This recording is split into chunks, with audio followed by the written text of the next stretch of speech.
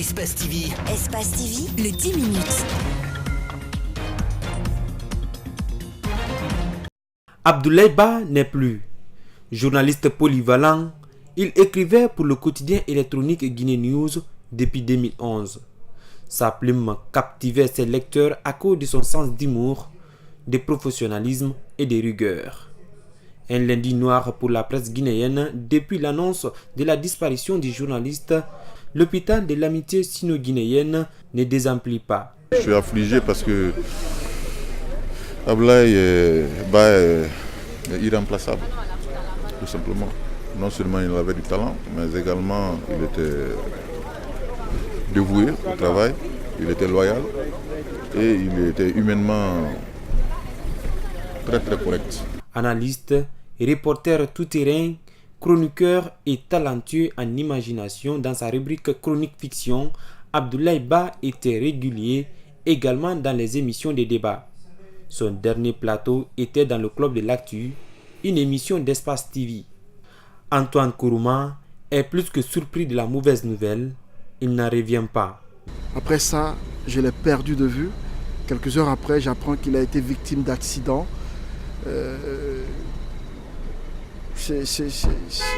Je n'en reviens toujours pas parce que avoir partagé un dernier plateau avec un confrère et après apprendre qu'il est victime d'accident, je ne trouve pas de mots pour qualifier ce que je ressens. Mais tout ce que j'ai à dire, c'est qu'Abdoulaye Ba était un journaliste émérite, un journaliste aguerri, professionnel passionné qui était au service de tout le monde. Sur les visages, c'est la tristesse. Le chef de gouvernement a lui aussi effectué le déplacement pour présenter ses condoléances. Nous prions sur le repos de son âme. Prions sur le repos de son âme. C'est ce qu'on appelle déjà des pertes inutiles. Mourir d'accident dans les conditions dans lesquelles il est mort, c'est choquant. Abdoulaye Ba est mort en plein exercice de son métier. Un fait qui relance encore le débat sur l'insécurité routière. C'est cette épineuse question de cette circulation routière qui s'impose encore une fois. Il faudrait que les autorités compétentes puissent prendre les dispositions parce qu'on ne peut pas continuer à chaque moment pleurer nos morts. Si c'était une mort naturelle, là on peut continuer de pleurer pour dire oui, on s'en remet à la volonté de Dieu. Mais tout le temps, vous verrez des enfants, des gamins de rien qui peuvent prendre des véhicules, se promener et ils se suent la gueule encore pour aller faire n'importe quoi. C'est dans cette circonstance que notre confrère est décidé. Trop, c'est trop.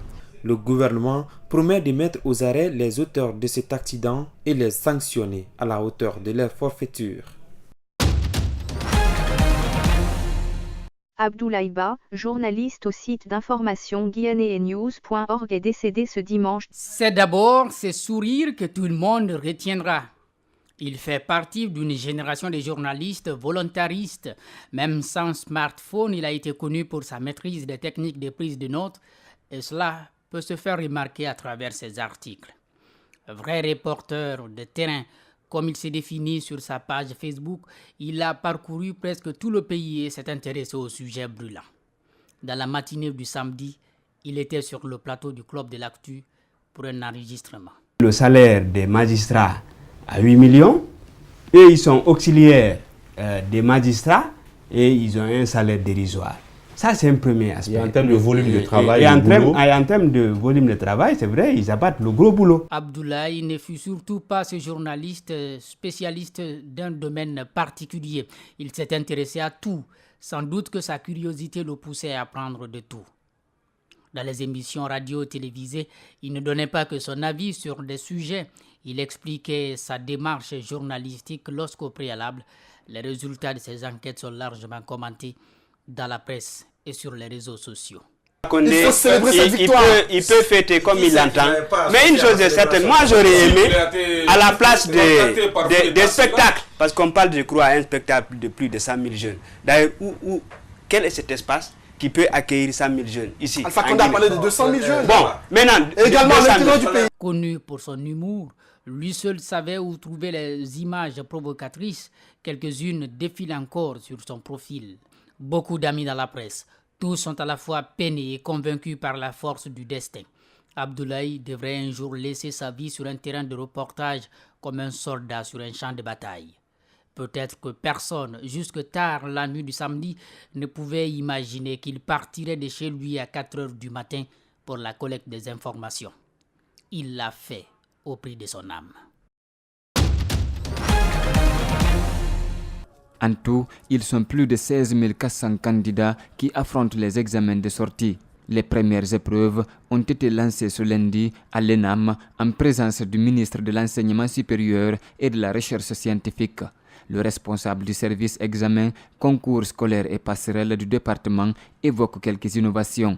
C'est la première fois que les bacheliers orientés dans nos institutions d'enseignement technique de la formation professionnelle vont passer l'examen de sortie pour avoir le diplôme de BTS et pouvoir continuer et avoir la licence professionnelle. Okay. Ensuite, la deuxième remarque, cette année, le département a autorisé le service examen d'évaluer un groupe pédagogique qui se trouve chez nous, qu'on appelle APC. APC veut dire quoi? L'approche par compétence. Ce groupe-là aussi sera évalué cette année. La région de Conakry a présenté 6 000 candidats, dont 2 600 filles. Ils sont répartis dans 16 centres avec 584 surveillants. L'examen de cette année a une particularité parce que 3 semaines avant les examens, tout était au point. Les fournitures étaient là, de Conakry jusqu'à Yomou, et financièrement, tout est au point. Et je crois que le dernier jour des examens, je pourrais payer mes surveillants. Selon les responsables, candidats et surveillants ont répondu présents ce lundi. Pour le moment, tout se déroule comme prévu. Équipé d'outils modernes, le complexe scolaire La Plume est construit dans le but d'apporter un enseignement de qualité aux élèves guinéens. Avec des salles climatisées, une salle d'informatique, une bibliothèque déjà équipée, une infirmerie et un laboratoire, ce temple du savoir va mettre les élèves dans toutes les conditions requises pour être les élites de demain. Nous avons prévu ici, n'est-ce pas, un enseignement avec le français, l'anglais et l'arabe. Chez nous ici, dès la première année, les élèves qui sont inscrits ici peuvent commencer l'informatique. Située entre l'école primaire de Solo Primo et la direction communale de la santé de Ratoma, La Plume est une école privée dotée de caméras de surveillance dans le but de prioriser la sécurité des élèves et des enseignants, mais aussi la rigueur pour une meilleure discipline. Les caméras de surveillance sont là pour la sécurité de l'école, des élèves et du personnel enseignant. Nous pensons à la sécurité. Ça, c'est la priorité des priorités. Après un brillant parcours à l'étranger, le fondateur de cette école a décidé de se mettre au service de l'éducation guinéenne. Une ambition qu'il compte mettre en pratique à travers l'application stricte des règlements intérieurs de son établissement. Autant que les professeurs, les enseignants sont soumis à un test pour leur recrutement ici, autant que tous les élèves seront soumis ici à un test d'accueil. Si il peut tenir la classe souhaitée, il est installé dans cette classe. S'il a des lacunes qui ne lui permettent pas d'être à la classe souhaitée, nous conseillons aux parents, n'est-ce pas, de le ramener à une classe inférieure. En attendant la prochaine ouverture des classes, cette école va continuer de s'équiper pour un meilleur accueil de ses futurs élèves.